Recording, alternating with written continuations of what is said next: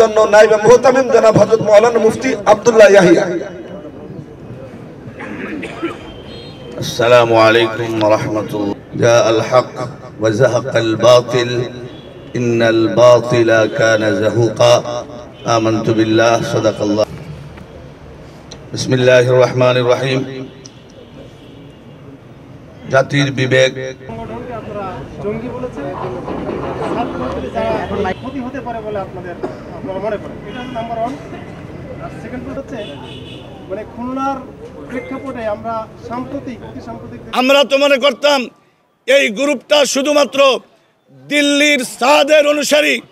এখন আমি দেখতেছি এই গ্রুপ শুধু দিল্লির সাদের অনুসারী না, এরা রীতিমতো দিল্লির মোদির অনুসারী।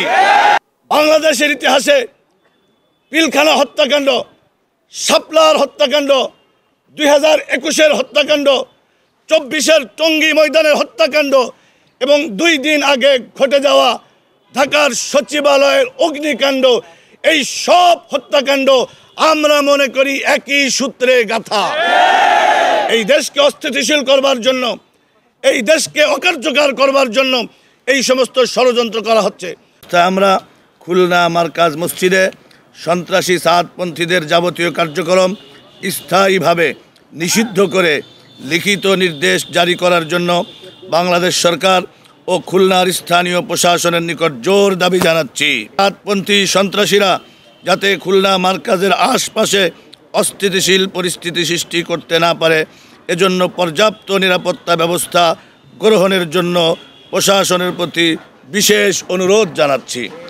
শেষ কথা হলো, যেই সম্প্রদায় একজন ব্যক্তি বিশেষকে প্রধান মনে করে এবং এদেশের আলেম সমাজকে, এদেশের নিরীহ তবলিগের সাথীদের উপরে একেবারে গভীর রজনীতে অতর্কিত হামলা করে, যারা হামলা করে, যারা মানুষকে পঙ্গু করে, 4 ভাইকে শহীদ করে, এরা সন্ত্রাসী ছাড়া আর কি হতে পারে?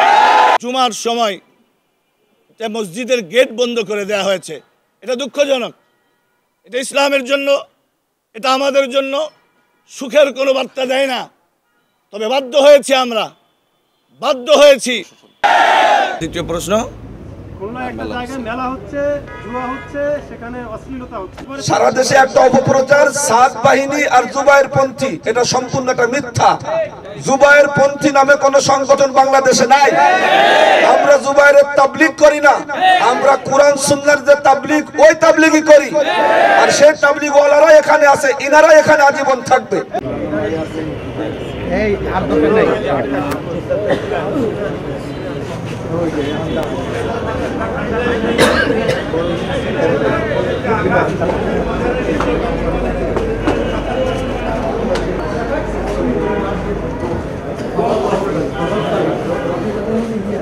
হ্যাঁ